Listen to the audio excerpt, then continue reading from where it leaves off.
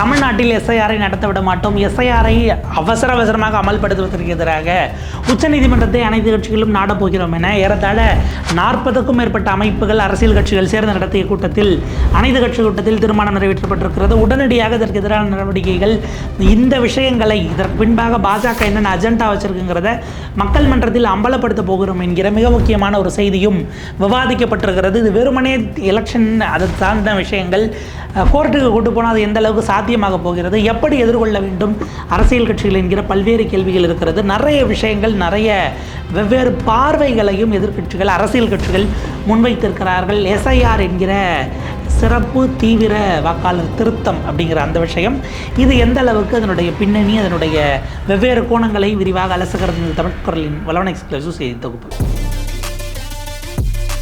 Special intensive revision அப்படிங்கிற ஒரு விஷயம், அதை தேர்தல் ஆணையம் நிறைவேற்றுகிறார்கள். தமிழ்நாடு உள்ளிட்ட 12 மாநிலங்களுக்கு ஃபஸ்ட்டு ஃபேஸ் செவ்வாய்க்கிழமையிலிருந்து 4ஆம் தேதி நவம்பர்லேருந்து தொடங்குதுன்னு அறிவிச்சிருக்கிறாங்க. இப்போ இதற்கு எதிராகத்தான் நேற்றைக்கு மிகப்பெரிய கூட்டம்ங்கிறது நடந்திருக்கிறது. தமிழ்நாடு முதலமைச்சர் மு க ஸ்டாலின் அவர்கள் திமுகவின் சார்பில் நடத்தப்பட்ட கூட்டம். 60க்கும் மேற்பட்ட அமைப்புகளுக்கு, கட்சிகளுக்கு அவங்களுக்கு அழைப்பு அனுப்பப்பட்டது.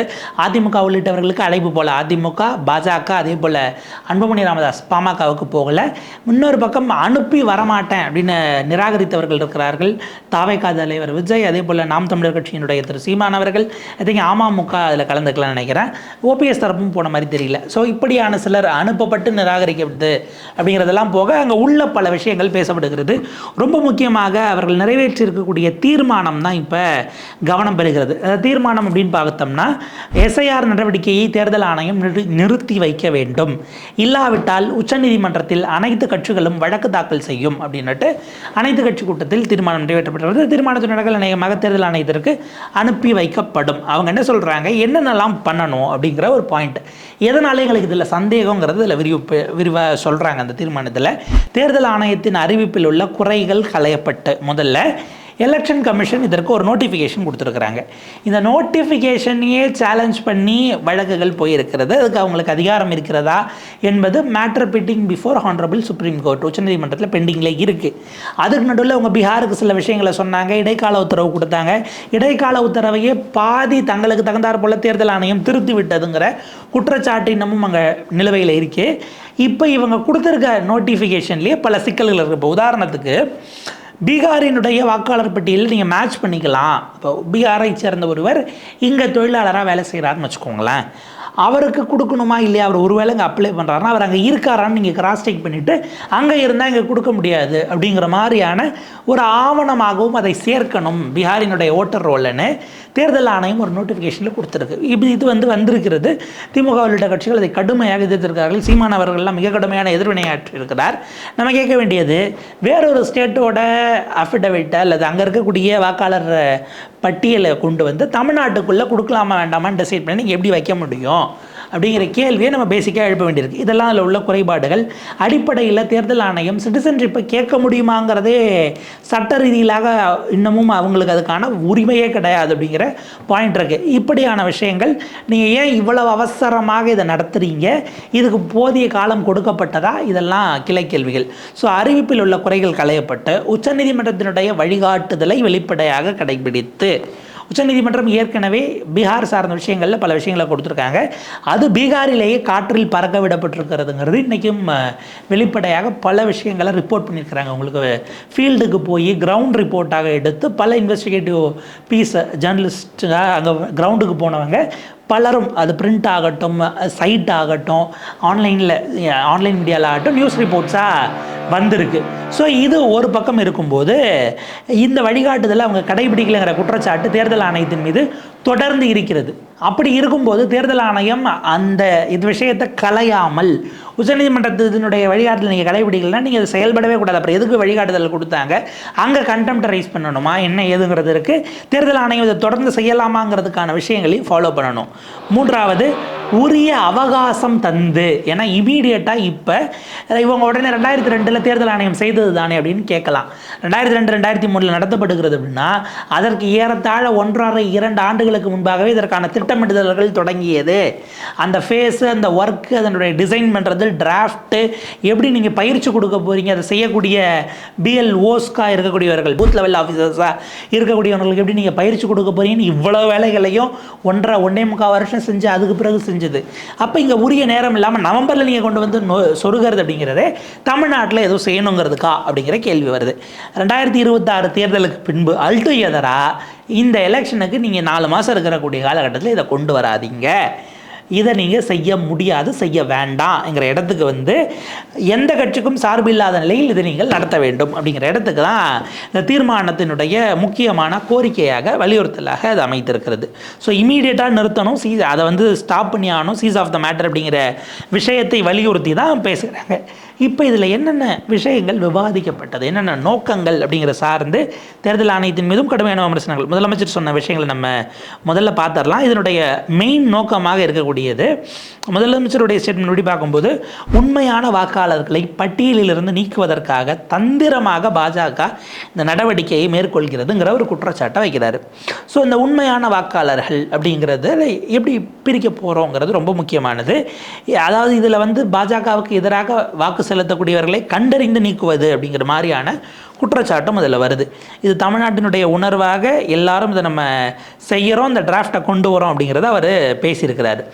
காங்கிரஸ் கட்சியினுடைய மாநில தலைவர் செல்வ பெருந்தகை அவர்கள் பேசும்போது இது ஏற்கனவே அவங்க ட்ரையல் பார்த்த ஒரு பேட்டர்னாக நம்ம அச்சப்பட வேண்டியிருக்குங்கிற ஒரு விஷயத்தை வெளிப்படுத்துகிறாரு. மகாராஷ்டிரா தேர்தலில் 90 லட்சம் வாக்காளர்களை 5 மாதத்தில் கொண்டு வந்து சடனாக உள்ளே இறக்கினாங்க. அதே போல் தமிழ்நாட்டில் நடைமுறைப்படுத்த திட்டமிட்டு இருக்கிறார்கள் என்கிற குற்றச்சாட்டை செல்வ பெருந்தகை வைக்கிறார். அதை ஏறத்தாழ பார்க்கும்போது இந்த எஸ்ஐஆர் விவகாரம் வரும்போதே வேறு ஒரு செய்தியும் வந்தது. ஐ திங்க் தினத்தந்தியில் தான் அந்த ஃபஸ்ட்டு தினத்தந்தி பேப்பரில் தான் போட்டிருந்தாங்க. ஏறத்தாழ 6.5 லட்சம் வாக்காளர்கள் வரைக்கும் பீகாரை சேர்ந்தவங்க தமிழ்நாட்டில் வாக்குரிமை பெற போகிறார்கள்னு ஒரு பீஸ் வந்தது. ஒரு 2-2.5 மாதங்கள் இருக்கும். எஸ்ஐஆர் அங்கே பீகாரில் தொடங்கிய போதே அதனுடைய அடுத்த கட்டமாக அதனுடைய ஆக்சுவல் எண்டு வந்து இருக்கிறவங்களை நீக்கிறதில்ல, அப்படி நீக்கப்படுகிறவர்களை வெவ்வேறு மாநிலங்களில் புலம்பெயர்ந்தவர்களை அங்கேயே அவர்களை வாக்காளர்களாக மாற்றுவதுங்கிற ஒரு ஆங்கிள், ஒரு எச்சரிக்கையாகவே அப்போது கொடுக்கப்பட்டது. அதற்கு பிறகு அது மிகப்பெரிய விவாதமாச்சு. ஸோ அதனுடைய அடுத்த கட்டமாக இது போக போகிறதாங்கிற ஒரு பாயிண்ட் இருக்குது. அப்போ அந்த 90 லட்சம் வாக்காளர்கள் எப்படி உள்ளே வந்தாங்கிறதுக்கு இப்போ எப்படி மகாராஷ்டிராவில் அவங்களுக்கு ஒரு தெளிவான அல்லது கன்வின்சிங்கான பதில் இல்லையோ, அதுக்கு அப்போ சில விஷயங்கள் பேசப்பட்டது. அதற்கு பிறகு தேர்தல் ஆணையம் நீங்கள் 6 மாதத்துக்கு ஒரு வாட்டி சேர்க்கலான்றதை 3 மாதத்துக்கு ஒரு வாட்டியாக கூட மாற்றிட்டாங்க. அப்படி வந்திருக்கும் பிறப்பு விகிதம், மைக்ரேஷன், இப்படிலாம் பல விஷயங்கள் சொல்லப்பட்டது. பட் ஒரு கீன் அண்ட் கன்வின்சிங்கான பதில் இப்போ வரைக்கும் தேர்தல் ஆணையம் சொல்லலை. எக்ஸ்பர்ட்ஸாக இருக்கக்கூடியவர்கள், அனலிஸ்ட்டுகளாக இருக்கக்கூடியவர்கள் அவங்க பலரும் பல ஒப்பீனியன்ஸ் கொடுத்தாங்க. இன்னமும் அது ஆன்கோயிங் டிபேட்டாக இருக்குங்கிறத பார்க்கணும். அப்போ அப்படியான ஒரு விஷயத்திற்கும் இதுக்கு வருதா அப்படிங்கிற ஒரு பாயிண்ட் இருக்குது. திராவிடர் கழகத்தினுடைய தலைவர் திரு கி வீரமணி அவர்கள் இதில் அவர் ஒரு பரியை ரைஸ் பண்ணுறாரு. அடிப்படையில் எஸ்ஐஆர்னு ஒன்று தேர்தல் ஆணையம் செய்வதே அரசமைப்பு சட்ட விரோதமானது அப்படிங்கிற ஒரு பாயிண்ட்டை முன்வைக்கிறாரு. ஏன்னா அரசியல் சட்டத்தில் இது செய்வதற்கு தேர்தல் ஆணையத்திற்கு இடமில்லை. இதில் நடக்கும் சூழ்ச்சிகள் குறித்து மக்களிடம் தேர்தல் ஆணையம் விளக்க வேண்டும். அரசியல் கட்சிகளும் இதை மக்களிடம் கொண்டு போகணும், நீதிமன்றங்களில் வழக்கு தொடரணும் அப்படிங்கிறது திராவிடர் கழக தலைவரினுடைய கருத்து. இதில் என்னென்னா, கான்ஸ்டியூஷனில் இதுக்கான விஷயங்களை கொடுக்கல. என்னென்னா, நீங்கள் ஒரு எலெக்ஷனை நடத்தணும், அதற்கான அதிகாரமிக்க அமைப்பு. ஏன்னா ரெண்டுமே வந்து இந்த பக்கம் நீங்கள் சட்டமன்றங்கள் எடுத்துக்கிட்டாலும் சரி, அல்லது நாடாளுமன்றத்தை எடுத்தாலும் சரி, எலெக்ஷன் கமிஷன் ஆனாலும் சரி, அரசமைப்பு சட்டத்தால் உருவாக்கப்பட்ட பாடிஸாக தான் அவங்க இருக்கிறாங்க. அப்போ நீங்கள் தேர்தல் ஆணையத்தினுடைய நோக்கம் இதுவாக இருக்கிறது. நீங்கள் யாரையும் பாகுபடுத்தக்கூடாது, இவங்களுக்கு பிரித்து எல்லாருக்கும் நியாயமான தேர்தல், ஒரு நபருக்கு ஒரு வாக்கு அப்படிங்கிறது எல்லாருக்கும் வாக்கு செலுத்தக்கூடிய உரிமை, அந்த அடல்ட் ஃப்ரான்ச்சைஸ் அப்படிங்கிற குறிப்பிட்ட வயது வந்தவர்களுக்கு வாக்குரிமை, இதெல்லாம் அப்போ இந்த மாதிரியான சில பேசிக் ப்ரொவிஷன்ஸ் தான் கொடுத்தாங்க. இதை அடைவதற்கு நீங்கள் அதை மோட்டோவாக கூட எடுத்துக்கலாம். இதை அடைவதற்கான சட்டத்திட்டங்கள், விதிமுறைகளை வகுத்து கொள்ளலாம். காலத்திற்கு ஏற்றாற் போல் அதில் சட்ட திருத்தங்களை, விதிகளை, ப்ரொசீஜர்ஸை கொண்டு வருவதற்கு. ஏன்னா சட்டம் வேறு, விதி வேறு. நீங்கள் கான்ஸ்டியூஷன் இதில் பின்னாடி ரிஃபார்ம்ஸ் வந்திருக்கும், அந்த ரிஃபார்ம்ஸ்க்கு தகுந்தாற் போல் வெவ்வேறு வேலைகள் நடந்திருக்கலாம், இது ஒரு பக்கம் போயிருந்திருக்கும் இல்லையா. அப்போ அந்த மாதிரியான ஒரு விஷயத்தை நீங்கள் கையில் எடுக்கும்போது அவர்கள் விதிகளை அவங்களே வகுத்து கொள்ளக்கூடிய விதிகளாக இருக்குது. இப்போ இன்றைக்கி சிசிடிவி ஃபுட்டேஜை கொடுக்க மாட்டேன்னு அவங்களா ஒரு விதியை இயற்றுறாங்க பார்த்தீங்களா. சிசிடிவி ஃபுட்டேஜெல்லாம் கேட்கணும் போது 45 நாள் ஆச்சுன்னா நாங்கள் டெலீட் பண்ணிடுவோம். யார் சிசிடிவி ஃபுட்டேஜை டெலீட் பண்ணுவா? யாருக்கு அச்சம் இருக்கிறதோ நம்ம செஞ்சதை வெளியில் மாட்டிக்குமோங்கிறவங்களோ அவங்க தான் முடிஞ்ச வரைக்கும் எவ்வளோ சீக்கிரமாக டெலீட் பண்ண முடியுமோ அவ்வளோ சீக்கிரமாக டெலீட் பண்ணுவாங்க. இதெல்லாம் தியரிஸாக இருந்தாலும் கூட ஏன் மறைக்கிறீங்க, அந்த விதியை மாற்றினதை ஏன் யாருக்குமே சொல்லலை அப்படியான கேள்விகள்லாம் இருக்குது. பட் அஃப்கோர்ஸ் அது லீகல் ஸ்டாண்ட் என்ன அப்படிங்கிறத அதை மேற்கொண்டு சட்ட ரீதியாக பர்சியூ பண்ணும்போது தான் தெரியும். ஏன்னா அரசமைப்பு சட்டத்தில் எல்லா விதிகளும் இருக்காது, பின்னாடி நம்ம விதிகளை டிரைவ் பண்ணிக்கிட்டோங்கிற ஒரு பாயிண்ட் இருக்குது. அதுக்கான அதிகாரத்தை அரசமைப்பு சட்டம் கொடுத்துருக்கிறதுங்கிறத பார்க்கணும். ஸோ அது வேறொரு கோணம். விடுதலை சிறுத்தைகள் கட்சியினுடைய தலைவர் டாக்டர் தொல் திருமாவளவன் அவர்கள் பேசும்போது இது எஸ்ஐஆர் என்பது வாக்குரிமையை குறிவைத்து நடத்தப்படும் தாக்குதல் அல்ல, குடியுரிமையை குறிவைத்து நடத்தப்படும் தாக்குதல் அப்படிங்கிற ஒரு முக்கியமான பாயிண்ட்டை வைக்கிறாரு. இது ஏன்னா நீங்கள் இது ஒன்றோட ஒன்று எப்படி கனெக்ட் ஆகுதுங்கிறத நம்ம பார்க்க வேண்டியிருக்கு. அதுக்கு தான் அதை நம்ம டச் பண்ணணும். குடியுரிமையை பறிக்கிறதுனா என்ன? முதல்ல இதில் நீங்கள் உங்கள் பேர் நீக்கப்பட்டதுன்னா எலெக்ஷன் கமிஷன் என்னன்னு சொல்லி டாக்குமெண்ட்ஸை கேட்குறாங்க. நீங்கள் இந்திய குடிமகன் தானா என்பதை நிரூபிப்பதற்கான ஆவணங்கள்ல அவங்க ஒரு லிஸ்ட்டு தராங்க. அப்போ அந்த லிஸ்ட்டு முதல்ல உனக்கு இதுக்கு அதிகாரம் இருக்கா தேர்தல் ஆணையத்துங்கிறது பெரிய விவாதம். அதுக்குள்ளே அவங்க வரமாட்டாங்கன்னு வச்சுக்கோங்களேன். அது இல்லைங்கிறது ஏற்கனவே பல முறை சொல்லியாச்சு. ஆனாலும் அதை தாண்டி செய்வதை இன்றைக்கு நீதிமன்றங்கள் உள்ள போதுமான அளவுக்கு தலையிடாமல் இருக்கிறார்கள்ங்கிற ஒரு பர்செப்ஷன் இருக்குது. அது உண்மையும் கூட. அந்த இதை வந்து நம்ம அந்த ஒப்பீனியனை செகண்ட் பண்ணுறோம். நம்ம செகண்ட் தி ஒப்பீனியன். அப்போ நீதிமன்றங்கள் இன்னும் காத்திரமாக இதில் உள்ளே வந்திருக்கணுங்கிறது தனி. சிட்டிசன்ஷிப் கேட்குறதுக்கே உனக்கு உரிமை கிடையாது, நீ கேட்குற. அப்போ கேட்டுட்டு என்னை ரிஜெக்ட் பண்ணுறேன்னா என்ன அர்த்தம்னா நான் இந்திய குடிமகனே இல்லைன்னு என்னை ரிஜெக்ட் பண்ணுறேன்.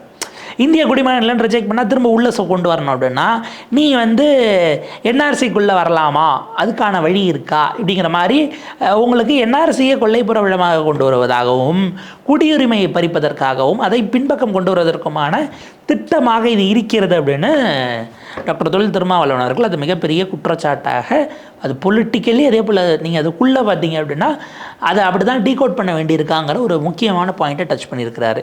அதே போல் மதிமுகவினுடைய பொதுச் செயலாளர் திரு வைகோ அவர்கள் வெளிமாநிலங்களைச் சேர்ந்த சுமார் 75 லட்சம் பேரை, ஏன்னா நீங்கள் இப்போ பீகாரில் ஏற்கனவே நீக்கப்பட்டவர்கள்ங்கிறது ஃபைன், இப்போ இந்த 12 மாநிலங்களில் நீக்கப்பட போகிறவர்கள் இருக்காங்க இல்லையா, அவங்க தமிழ்நாட்டில் இருந்தால் அவர்களுக்கு வாக்குரிமை கொடுக்கப்படுமான்னு ஒரு கேள்வி வரும். ஏன்னா அப்போ அவங்க அங்கே இருந்ததை கட் பண்ணிடுறாங்க. அப்படி கிடைத்தால் இல்லை இந்த எலெக்ஷனோ இல்லை இதுக்கு அடுத்து வரக்கூடிய எலெக்ஷனோ ஏதோ ஒரு காலகட்டத்தில் 75 லட்சம் பேர் புலம்பெயர்ந்து வந்தவர்களை உள்ளே வந்து இன்கார்பரேட் பண்ண முடியுமா என்று ஒரு முயற்சியை எடுக்கிறார்கள் என்று திரு வைகோ அவர்கள் ஒரு பகிரங்கமான குற்றச்சாட்டை பாஜக அரசின் மீதும், இதில் பாருங்கள் தேர்தல் ஆணையத்தின் மீதான குற்றச்சாட்டு என்பதை விடவும் பாஜக அரசின் மீதான குற்றச்சாட்டாக தான் இவை அத்தனையும் இருக்கிறது. ரெண்டுத்தையும் பிரித்து பார்க்க முடியாத ஒரு நிலைக்கு போயிடுச்சுன்னு நம்ம பார்க்க வேண்டியிருக்கு. அதேபோல் செல்வ பெருந்தகை அவர்கள் 2 விஷயம், ஒரு முன்னாள் உச்சநீதிமன்ற நீதிபதி ஒருவர் இப்போ இருக்கக்கூடிய சிட்டிங் ஜட்ஜி ஒருத்தர் சொன்னதே நினைக்கிறேன், அவர் ரிட்டையர் ஆகிட்டாருன்னு எனக்கு தெரியல. அவர் சொல்கிறாரு, அவர் ஆக்சுவலாக கல்கட்டாக்காரன்னு நினைக்கிறேன். அவர் சொல்கிறாரு, நான் பழைய சுதந்திர இந்தியானுடைய காலகட்டத்தில் வங்கதேசம் அதுவும் இங்கே தானே இருந்தது, ஈஸ்ட் பாகிஸ்தான் வெஸ்ட் பாகிஸ்தான் உங்களுக்கு பிரிக்கிறதுக்கு முன்னாடி ஒருங்கிணைந்த பகுதியாக இருந்த காலகட்டத்தில், அந்த காலகட்டத்தில் எங்கள் அப்பா பிறந்தார், அவருக்கு பர்த் சர்டிஃபிகேட் ஆப்வியஸாக இருக்காது, நானே இப்போ ரிட்டையர் ஆகக்கூடிய வயசில் இருக்கேன், 60 வருஷத்துக்கு முன்னாடி ஆனால் எனக்கு பர்த் சர்டிஃபிகேட் அப்படிங்கிறதெல்லாம் கேட்டால் நானே எங்கே போகிறது அப்படின்னு இந்த எஸ்ஐஆர் விஷயமான இது வரும்போது அவர் ஒரு அப்சர்வேஷன், ஒரு கமெண்ட் ஒன்று பாஸ் பண்ணார். அப்போ உச்சநீதிமன்றத்தில் இன்றைக்கி இருக்கக்கூடிய ஒரு நீதிபதிக்கே இந்த சூழல் இல்லாமல் இருக்குது. இன்னும் பார்த்தோம், கார்கில் போரில் போரிட்டவர், அப்படி போரிட்ட அவருக்கே, அந்த வீரருக்கே, இந்தியாவுக்காக ரெப்ரசன்ட் பண்ணி போரிட்ட வீரருக்கே அவருடைய சர்டிஃபிகேட்ஸ் எல்லாம் இல்லைன்னா அஸ்ஸாம் பகுதியில் அவரை கொண்டு போய் கேம்பில் வச்சுருக்கிறாங்க என்று கண்ணீர் கதையாக ஒரு ஆவணம். ஒரு இராணுவ வீரராக இந்தியாவை ரெப்ரசன்ட் பண்ணவருக்கே அவங்க அப்பாவோட பர்த் சர்டிஃபிகேட் இருக்கா, அவரது இருக்கான்னு சொல்லி அஸ்ஸாமில் அது அங்கே இந்த என்ஆர்சியை ஏறத்தாழ் நடைமுறைப்படுத்தி முடிச்சுட்டாங்க. ஹிமந்த பிஸ்வா சர்மா ஒரு மிகப்பெரிய மோசமான வேலைகள் எல்லாம் அஸ்ஸாமில் ஏற்கனவே செஞ்சு முடிச்சு வச்சுருக்கிறாரு.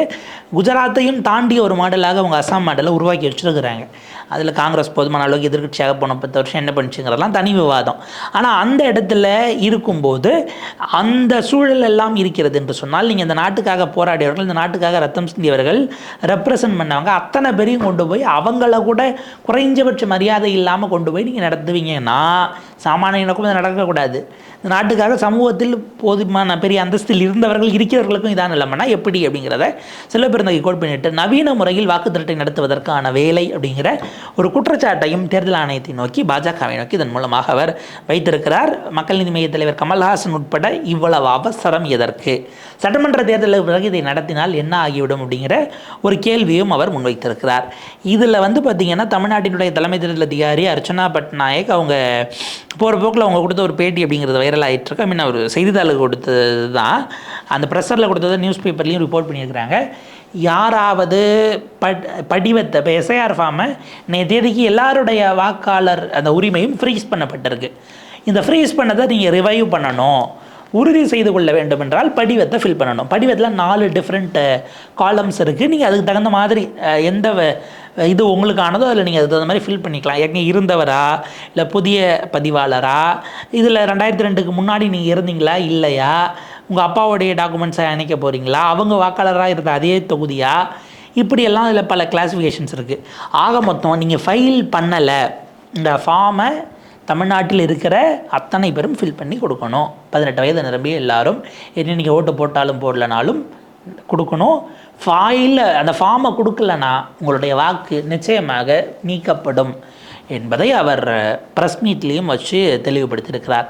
அப்போ எலெக்ஷனுக்கு நீங்கள் நவம்பர் நம்ம வந்துட்டோம். நவம்பர், டிசம்பர், ஃபெப் தான். ஃபெப் எண்ட்லேயே நோட்டிஃபிகேஷன் வந்துடும். மார்ச், ஏப்ரல் இதில் நடுவில் பார்த்தீங்கன்னா ஃபெப்ரவரி எண்டில் வேறு இது இருக்கும், ராஜ்யசபா தேர்தல் வேறு, அது தனியாக இருக்கும். நீங்கள் அது வெளியில் மக்கள் தவறலனாலும் அந்த ப்ராசஸ் ஓடிடும். இப்போ 4 மாதங்கள் இருக்கக்கூடிய சூழலில் நீங்கள் எஸ்ஐஆர்னு 3 மாத ப்ராசஸாக கொண்டு வந்து உள்ளே சொல்கிறீங்கன்னா எதிர்த்து யாரும் நாளைக்கு கோர்ட்டுக்கு போக முடியாது, போகக்கூடாதுங்கிறதுக்காக செய்கிறீங்க. இதுவே பல்வேறு விதமான சந்தேகங்களை எழுப்புகிறது.